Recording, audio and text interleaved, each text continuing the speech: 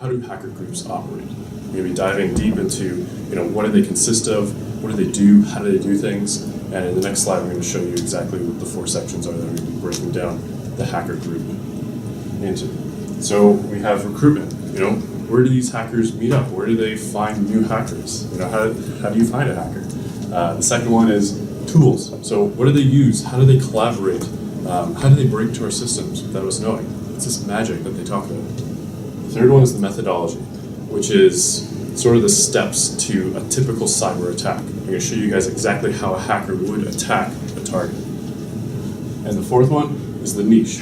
Every hacker group is a little bit different. Obviously, anonymous would be different than a bank hacker group. They're more financially motivated. Their niche is a little bit different. So I'm going to be breaking down some of the different niches that hacker groups can fall into. So without further ado, we're going to go into recruitment. So back in the 80s and the 90s, it was pretty much who you knew. If you grew up with a group of friends and they were all pretty tech savvy, you guys would come up with a project, just like the 414s. If you were inspired by a certain movie, you kind of work on these side projects with your friends.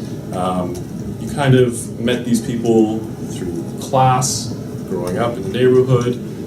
It started to expand and dive a little bit deeper and become a little bit more collective when they started hosting meetup groups, late nights with pizza and beer, and that's when ideas like DEF CON came out, which is currently one of the largest hacker meetups by far. And it's hosted in Las Vegas almost every year. You can also see some other meetup groups, TorCon, ShmooCon. The third one as well that's also really big is the deep web.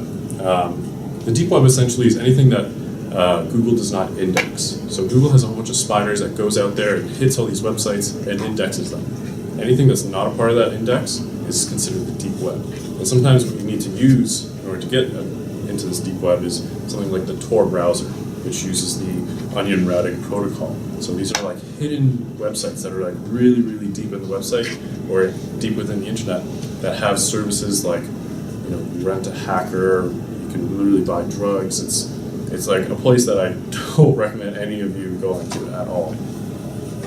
They also speak in IRC channels most of the time, private groups or channels that are usually invite only. IRC stands for Internet Relay Chat.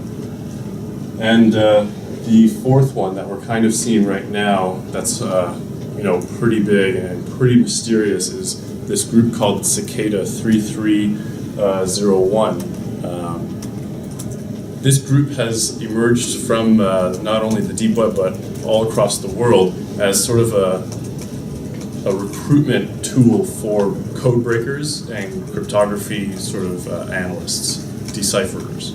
Someone who could sort of break into puzzles really easily would be sort of recruited into this secret sort of society of really intelligent people.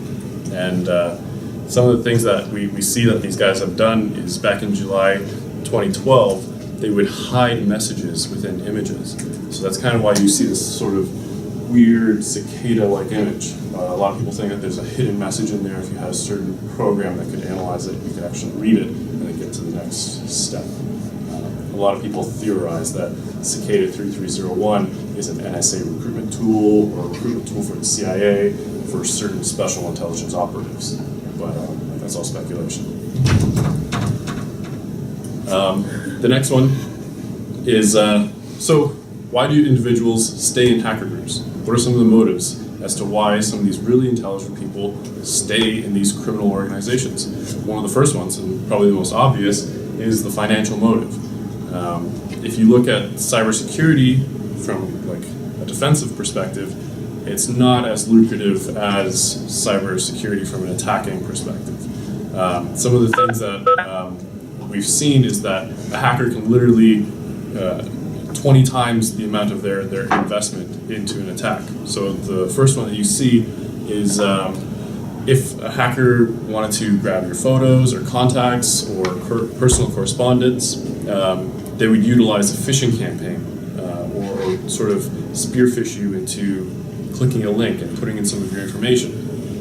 It takes anyone really like $150 to make a website that kind of looks like Facebook, or kind of looks like anything that you kind of trust, and they would literally be the man in the middle grabbing all of your personal information.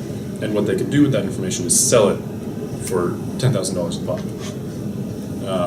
Going down, you can see that data decryption from ransomware. That's the malware that kind of infects your computer, encrypts all of your files, and says, if you want to decrypt them, you got to pay us. To buy that software, it's about $1,000. They can make upwards of $20,000, maybe even more. Depends on who you actually attack. Another reason why some hackers stay in these groups is for fame. Being known for the involvement of a certain attack, whether it be a hacktivism against HP Gary or Sony, just these companies that you don't really agree with, these usernames that you kind of keep to yourself when you're online really start to gain a lot of popularity, and people will recognize you and want to work with you more. There are also these other hackers known as ghost hackers who regularly always change their usernames to avoid detection. And for the third one, the political or ideological movements. But I already kind of touched up on that a bit.